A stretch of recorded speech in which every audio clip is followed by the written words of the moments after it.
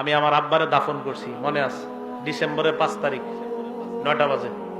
ডিসেম্বরের 4 তারিখ মারা গেছে, 5 তারিখ 9টার দিকে দাফন করছি। কবরে নাইমা মাটিটা আমি হাত দিয়ে ওই দিন দেখছিলাম, প্রচন্ড ঠান্ডা দেখছিলাম, অনেক ঠান্ডা, অনেক ঠান্ডা।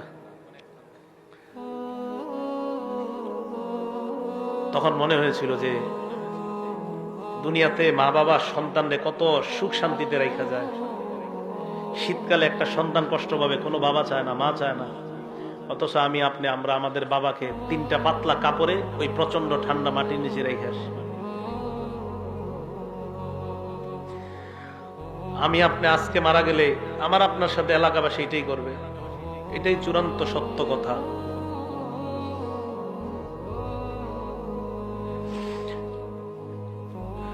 মারা যাওয়াটাই চূড়ান্ত সত্য কথা, মারা থেকে কেউ বাঁচতে পারবে না। আল্লাহ ডাক দিয়ে বলবে, আফরিশুহু মিনাল জান্নাহ, আমার বান্দারে পাতলা পোশাকে দুনিয়ার মানুষ কবর দিছে, তারে জান্নাতের পোশাক পরায়া দাও।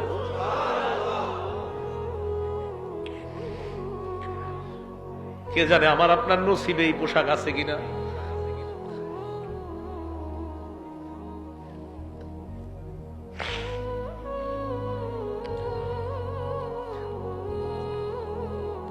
এই কথা বলার পর আল্লাহ বলবেন, আফরিশুহু মিনাল জান্নাহ ওয়া আলবিসুহু মিনাল জান্নাহ।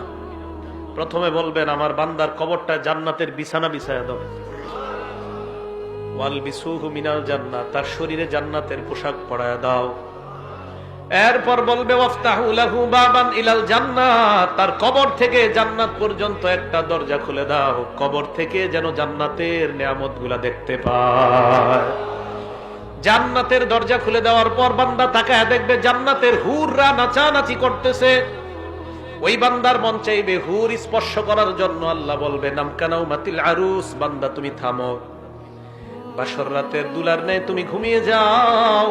লা ইউকিযুহু ইল্লা আহাব্বা আহলিহি, বাসর রাতে ফজরের আজান হয়ে গেলে তোমার প্রিয়তমা ছাড়া তোমাকে অন্য কেউ জাগ্রত করার মতো ঘরে কেউ থাকে না। কবরের মধ্যে তুমি আসছো, এই জায়গায় তোমার প্রিয়তমা নাই, প্রিয়তম নাই। ইমানদার, আমি আল্লাহ তোর প্রিয়তম হয়ে গেলাম। কিয়ামতের মাঠে আমি তোকে উঠাবো। ঘুমা ঘুমা, তুই ঘুমা, এখনো জান্নাতে যাওয়ার সময় হয়নি, কবরে থাকো। তোমার তো কবর থেকে জান্নাতের নিয়ামত উপভোগ করার সুযোগ দিয়েছি, থামো। আরেক বর্ণনায় আসছে ফায়ুফসাহু লাহু কবরুহু, তার কবরটা বিশাল প্রশস্ত করে দেওয়া হবে। মাদ্দা বাসরিহি, তার দৃষ্টি যতটুকু যায় এই পরিমাণ প্রশস্ত করে দেওয়া হবে। প্রিয় ভাইয়েরা, জামির দিয়ার ভাইয়েরা, আমার আপনার কবরটা, আমার আপনার মৃত্যুটা, আমার আপনার কবরটা যেন এমন কবরই হয়। আমি আপনাদের জন্য দোয়া করবো, আপনারা আমার জন্য দোয়া করবেন। কে মারা যায় এটা নিশ্চিত বলা যায় না আমি জান্নাতি, নিশ্চিত বলা যায় না আপনি জান্নাতি, নিশ্চিত বলা যায় না আমি জাহান্নামী, নিশ্চিত না আপনি জাহান্নামী। কত কিছু ভাবেন যে কত বড় হুজুর সামনে বসছে, কিন্তু আমি যদি জান্নাতি না হই কি লাভ হবে বলেন আমার এই সার্টিফিকেটের। এই জন্য মরণের চিন্তাটা খুব বেশি করা দরকার। আল্লাহ আমাদের সকলকে তৌফিক দান করেন। ওই বান্দাকে কবরের মধ্যে রাখার পর হঠাৎ ওই বান্দা যখন কবরে থাকবে, এক বর্ণনা আসছে বান্দা দেখবে তার কবরে সুন্দর একটা মানুষ। হ্যাঁ, এই তুমি কে?